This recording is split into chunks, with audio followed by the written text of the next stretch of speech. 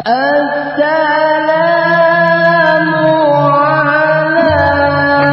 alayka ahmadina tijani.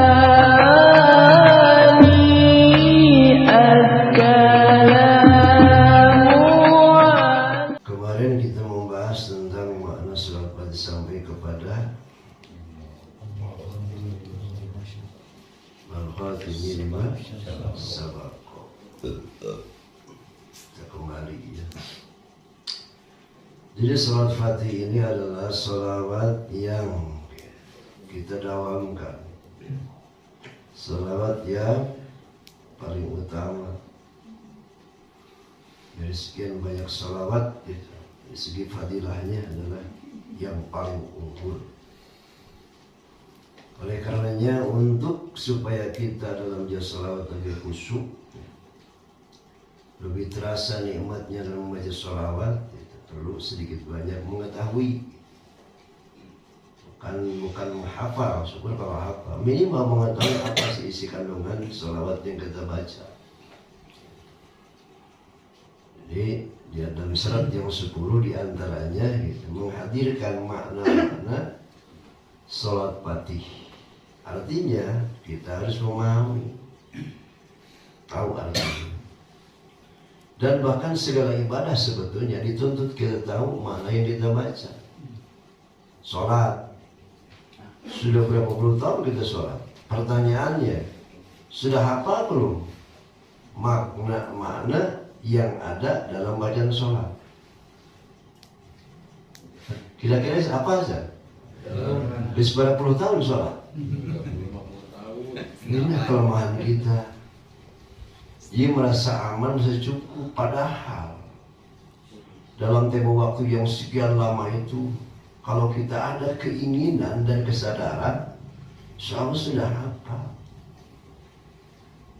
Kalau tidak ada kesadaran dan keinginan, bahkan maaf seolah-olah tidak penting, ya itu seperti itu. Sehingga salat kita ini akhirnya gitu, kalau ditinjau dari sudut hakikat, jadi ketika ibadah itu kita tidak ada perasaan apa ya, jadi bertepuk sebelah tangan. Lisan membaca ayat Allah, hati kemana? Jadi seolah-olah kita ngobrol dengan seseorang, ngobrol, tapi hati kemana-mana. Berarti nggak serius. Oleh karena itu, mari kita tingkatkan kesadaran untuk memahami. Jadi jangan pesimis, oh panorama bagaimana? Iya, nggak dicoba aja. Coba heula. Saya sering saya sampaikan. Satu hari mungkin baca ya, hafalin baca Bismillahirrahmanirrahim, hafalin teman sehari, masa sih nggak hafal? Hari kedua, Alhamdulillahirrabbilalamin, segala puji bagi Allah Tuhan semesta alam. 2 hari tak apa, 2 ayat.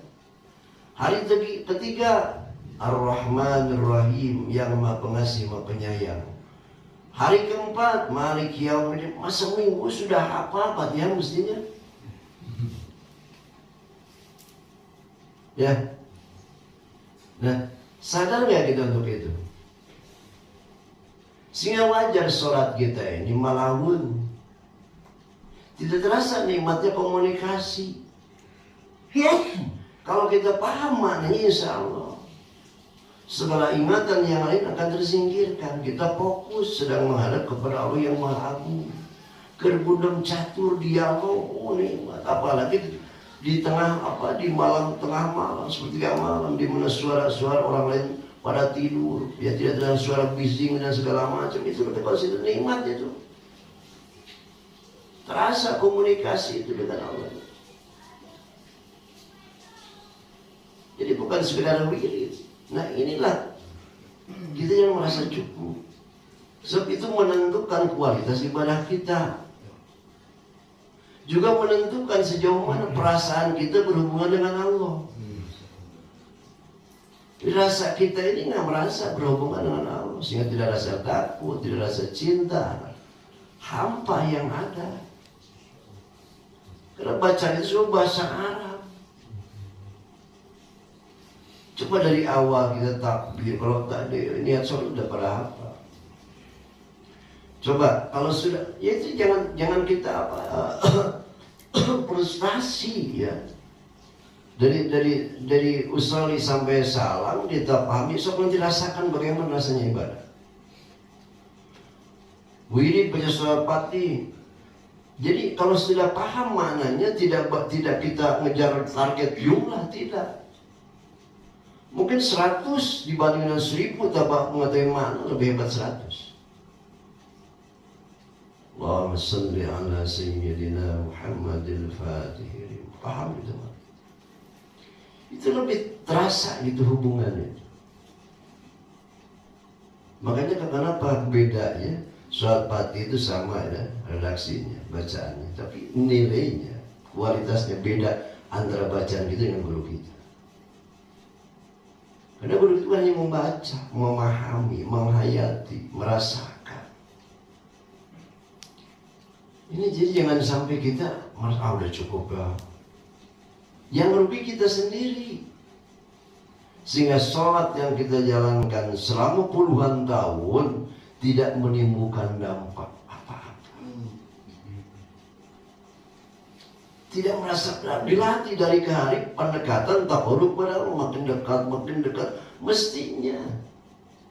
Saya sering bilang kesulitan, kesusahan sebetulnya kita sendiri yang mengkondisikan. Sebenarnya solusi dari Allah dan Rasul sudah jelas dari guru, tapi kita nggak mau mengambil solusi itu. Cuma sebatas membaca, rutinitas tanpa makna.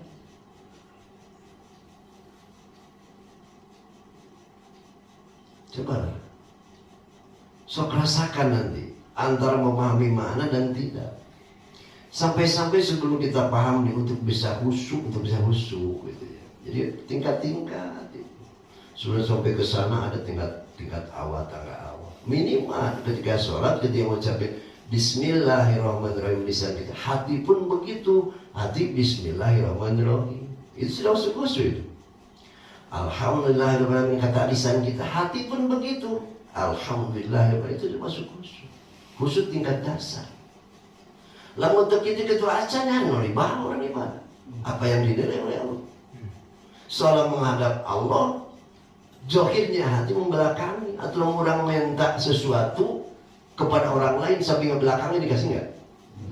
Nggak bakal ada mana. Dianggap penting, benar tak?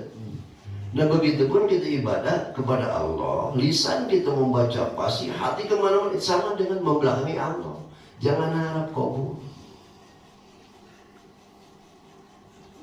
Ya, apalagi kita ihwan dan toriko ya Allah. Baca manaqib itu Allah. Tapi baca manaqib tidak sebatas kita nyanyi lagu, laga. Tujuan baca manaqib mengetahui, memahami makna-makna yang ada manaqib untuk diambil pelajar. Pertanyaannya, kita sering baca manaqib dan ambil pelajaran belum? Dari akhlak-akhlak fatwa itu pertanyaan ke diri kita. Manaqib kita gencarkan, ya. Terus cara tingkatkan kualitas lagamnya segala macam, tingkatkan. Tapi jangan lupa inti tujuan baca manaqib adalah memahami mana terkandung mengenai siapa saya mataja, mengenai fatwa, itu tujuan. Jangan sampai nggak sampai tujuan. Musuh pelaut semenang laut cacing ngejaan. Cok kita berpikir dewasa ya. Ini jadi maksudnya kenapa ngaji ini nggak ada batas akhir kecuali mati. Sebab ilmu jangankan yang lain, ilmu di bidang sholat aja kita nggak kelar-kelar. Puluhan tahun ke apa-apa mana sholat, cik kira-kira. Malu nggak sama diri kita? Sekali deh, cow. Poe isukan apalkan mana Bismillah sampai naon, pesalasa. Ti subuh dari kamar apalkan pindah kita apa saya? Poe rapo. Alhamdulillahirrahmanirrahim. Nah, ini baru dites di dia seorang-seorang. Asa abong mentah apa? Asa abong mentah apa? 7 ayat sampai asa abong. Siap dites malam Selasa hari? Kalau isukan apalkan. Ini menuju kecerdasan kita. Jadi cerdas. Cerdas itu bukan hanya ambil IQ, bukan hanya akal, emosional, spiritual. Orang akal leker mau bodoh seperti orang itu lihat kamu. Apa bedanya? Beda. Kecerdasan IQ intelektual, akal, banyak ilmu pemahaman. Campuku loba ilmu lama sebetulnya lama. Benar tak? Contoh, kurang dongeng kenal sedongeng banyak. Jika subuh kuat ka dongeng mah, ngaji mah teu kuat. Nah supaya tetulu ngadongeng. Ayang mahasiswa di Amerika jauh orang Jakarta orang deket bisa kasih. Action luar biasa, wah cerdas. Jadi semua dari pelajaran mengalahkan yang lain. Ketika di akhir penilaian itu, tengguruna di dosennya salah nulis gitu dah, mestinya nilai A B.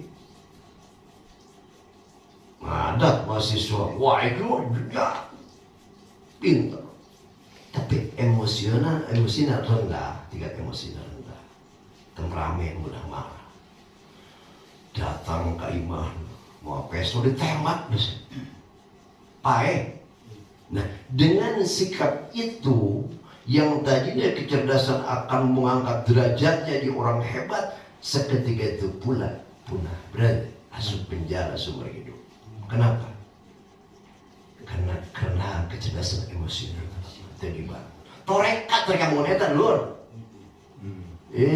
Bertorekatnya supaya pintar, lain supaya cerdas emosional.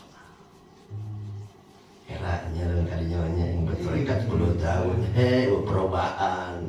Adat gede, kambek gede, kadu segala macam, tekau singgung, diselingit kudu nama. Belum kecerdasan spiritual. Muka syafa, jauhkan kadinya, iya ada dua. Taruh kata kita sudah tertinggal kecerdasan intelektual. Gestu waktu ke rumah santri, mereda. Ini tinggal emosional.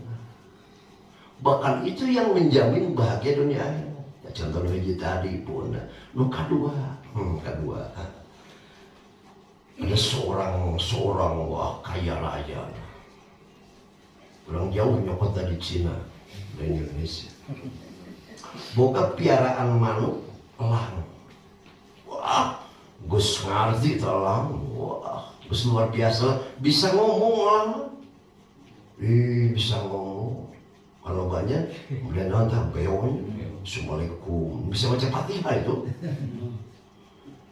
Satu saat berangkat pepergian jauh, mil udah jadi kesayangan kemana-mana. Cuma kehabisan bekal. Udah inu aus luar biasa, dia tukar paksa. Ada nyuk cai di kolam, udah heran sih. Pas diuk udah hidungnya terang nyampe. Baik, ya aku sobat jadi makhluk kesayangan, itu marah sahabat. 2 kali di samar dekat 3 kali udah kajian kumaha gitu sewot kurang ngajar sih ya. Jadi mang tahun-tahun ganggu cenah aus minum akhirnya nusiukan ka obat disiapkeun pedang di mana ngaganggu disabet talang benuh sabet pedang paeh termasuk pada minuman mentah. Wadar sia rasakeun tuman ngaganggu. Geus kitu dicokot eta wadah cai nyiuk cai ka tempaya orai bangke orai. Eta bangke orai itu orai berbisa. Guning. Elang teh mun kitu lain ngaganggu rek nyalametkeun aing. Ini hikmah teh kakara geus kejadian. Aduh hampura lah, lain teh nyaho nyaho kitu waduh. Nih ya. Jadi banyak kejadian yang gak paham orang marah kamu. Padahal di balik hikmah itu kerja nyelamatkan orang. Ini perlu kecerdasan emosional. So emosional remah itu ngomong katilu ke Mekah, ke Madinah jauh. Ketika Sayyidina Abu Bakar ngobrol serang Kanjeng Rasul, lagi kasih ngobrol misalkan. Datang seseorang ngahujat Sayyidina Abu Bakar. Gusti Abu Bakar itu ya sabar sahabat, aduh pertama cuekeun. Dicuekeun itu jelema bikin sewot kan gitu. Mun kalau anu eta orang lebih sewot nyiksa saya antep keun we tong dilawan tong bakar gitu bener teh. Berapa lain yang ngabalas. Makin ngasiksa sebenarnya teh gitu. Udah mah Abu Bakar manusia gitu ya. Lila jeung lila mah sewot gitu. Akhirnya disanggarepan molotov. Nah, ketika Abu Bakar tidak terpengaruh dengan ocehan itu, Rasul senyum. Senyum. Begitu Abu Bakar berbalik ke eta, Rasul berangkat tinggalkan. Ditanya ku sahabat, ya Rasulullah, kunaon nalika tadi macana sarira tersenyum, tapi kadieu kau dengar. Ya Abu Bakar, ketika anjen dihujat ku si eta itu anjen sabar, malaikat ngadoa. Muji kesabaran anjen sia kula senyum. Bahagia. Dan ketika manehna itu ngahujati anjen teu sabar, malaikat teu kula ge pergi. Ini berbicara kecerdasan emosi. Bakar siapa itu ginanya itu sambil asup tarekat pada akhirnya asup tarekat qadiriyah ada jago pius apa segala macam tidak merasakan. Jadi sulus-sulus pemahaman ini namun yang prakteknya berarti tarekat sudah bertarekat malah ayah hiji deui dongeng udah dongeng mau bosan-bosan ya tiga hari subuh gitu tak gitu dongeng. Oh, jadi pohon. masih kaitan kadinya itu. Kayak orang pikiran hura. Oh, samurai ke Jepang. Nggak dengan beja, ya seorang guru bijaksana, cerdas, pintar luar biasa. Geranta saja yang muji yang kasih itu, benar tuh. Sesuai beja batur itu jelema teh pintar. Datang, itu mengajukan pertanyaan. Katanya Anda seorang guru yang luar biasa, cerdas. Saya mau bertanya, apa itu neraka dan apa itu surga? Dijawab kata guru, pinjarian nyelkit gitu, nyelkit. Allah tipe mana itu kalau mabuk beragajur ya ke surga neraka gitu. Itu level. Wah, dat si eta. Wah, cenah yang orang bijak, yang pintar tanya terwah, sawajeng kula teu beda. Eta neraka. Eta neraka. Begitu ngadat cek eta sigur eta neraka. Artinya kita nerakanya nya surga. Wah, ulang. Harakamu bener oge luar biasa ya guru. Aduh maafkan tadinya, aduh bener oke engkau ternyata orang bijak dan paham jawaban eta surga. Jadi surga jeung neraka ternyata nggak lepas dibangun ku perilaku.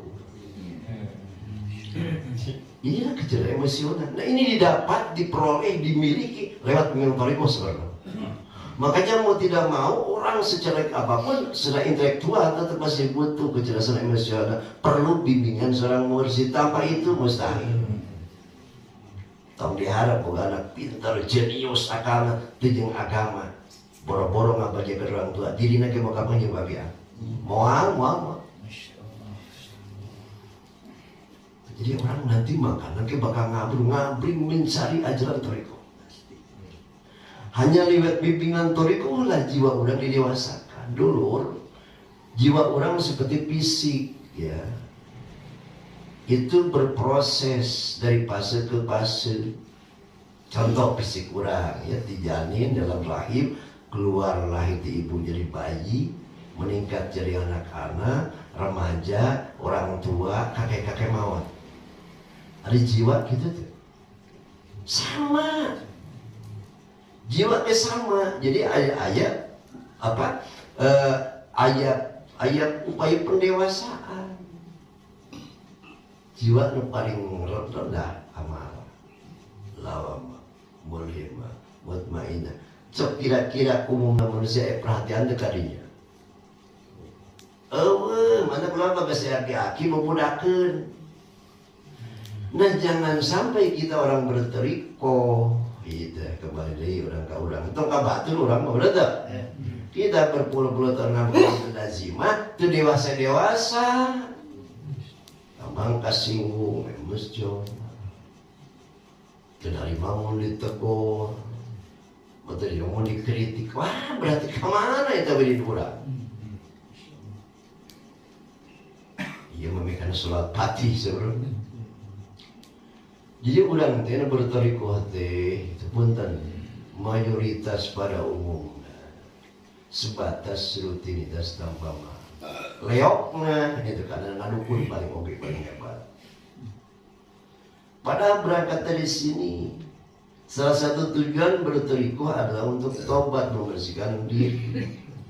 Saya di share tadi di WA itu bicara tentang cahaya, betul nggak?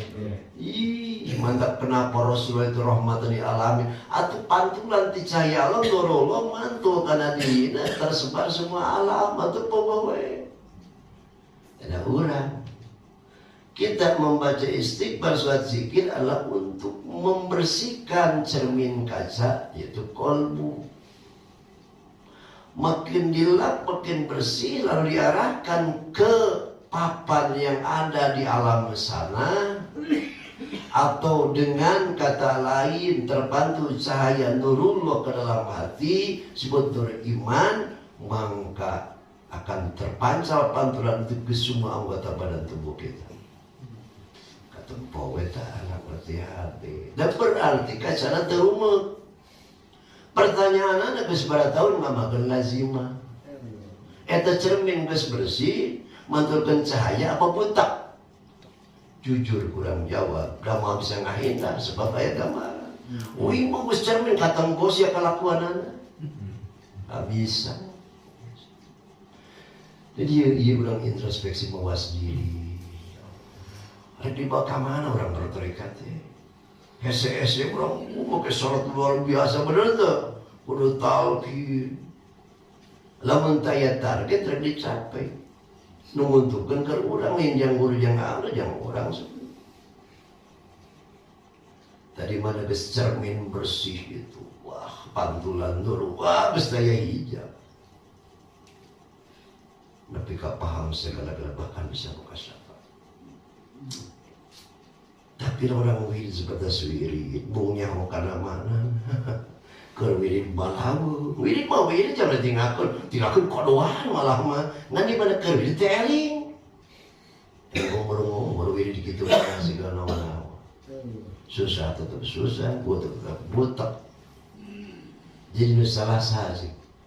Kurang kemewa. Sok lain mah mun ta'lim teh siapkeun ti mah niatkeun gara ta'lim teh ngaji. Bener? Karena Allah terlepas anu ngomong lah reka Allah, reka Rasul kasihan tijani. Ayo menang paham tuluh lawan tuh mesti ngopi heula reka tiga. Dua gentong ngopi di ngaji teh tuluh. Tiap ngaji orang tiba kumaha ningkat atau pemahaman. Di mana tingkat pemahaman otomatis semua ningkat karena nu lainna lah. Nu paling bahaya gagal paham. Kusang ngadengin sakabung sarasing itu gagal paham. Di mana gagal paham akhirnya salah sikap. Di mana salah sikap salah tindakan bahaya udah. Makanya saya sarankan bisi malam salah satu cukup pembahasan sok tadi pondok itu malam Kamis kupas deui. Malam Senin usah kupas deui bahas tong nyarita dulu saja da ya kita angus-angus buktinya. Ya kita paham. Berarti sok bertanya. Karena sini kakak Kang Imar punten istighfar teh naon artinya. Kang Imar dijauh hebat itu enggak dinyata. Hidup. Saya minta ya kegiatan malam Kamis, malam apapun ada kaitannya dengan malam Selasa. Supaya tambah gairah untuk menuju thalabul ilmi di malam Selasa. Ya. Jadi banyak sebetulnya bahan muzakarah ini. So kalau misalnya dicatat so. Ayo. Catat ke masing-masing. Muzakarah bisa didiwakan terbatas waktunya. Itu bisa sampai 12 jam 1 ngobrol kan. Daripada ngobrol ke saja lain-lain ini yang mengarah kepada perubahan sikap. Sehingga nanti terlihat gitu. Oh benar. Orang-orang bertorikoh itu luar biasa. Kita habis itu kudu dakwah, itu kudu hawakan, itu kudu kan. Sebaliknya, orang ngacung-ngacung mana pakai daya torikat hebat. Akhirnya kalau tidak akur, malah dia syukur ngahina diri, ngahina ajaran. Itu yang kita khawatirkan. Jadi mengecewakan guru-guru kita, akhirnya menang barokah dan lama kalau dibilang. Jadi kembali bahwa kita tuh harus belajar untuk memahami sedikit-sedikit.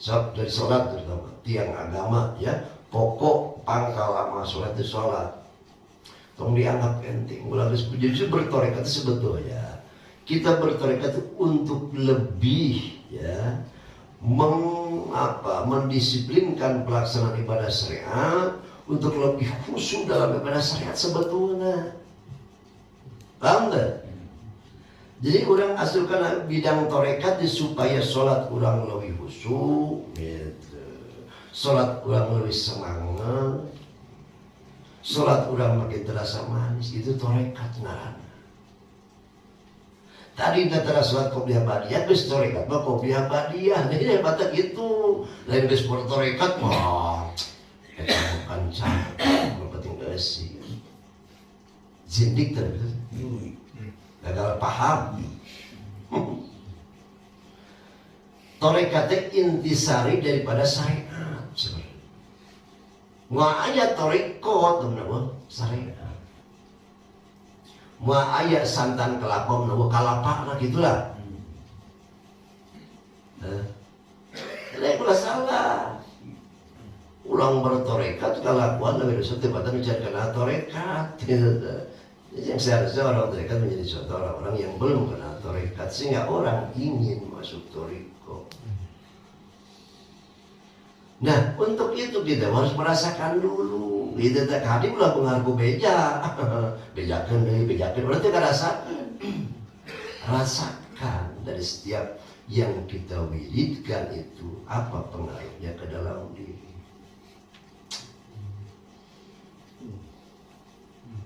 Makin kerasa dekat dengan Allah, lazim makin ngerasa sadar bahwa orang pemaksiat, makin ngerasa sian itu sebut. Makanya ya itu tingkatkan pemahaman dan penghayatan lewat muzakarah. Saya sudah senang gitu. Terus berjalan muzakarah manaqib luar biasa, terus tingkatkan. Jadikan itu sarana kendaraan untuk muzakarah. Dan memupuk ukhuwah. Seputar insyaallah saya sekali-kali ikut ya. Itu bagus itu. Di samping kita untuk mengundang madad guru rahmat Allah ya. Insyaallah itu ternyata lulus ya. Allah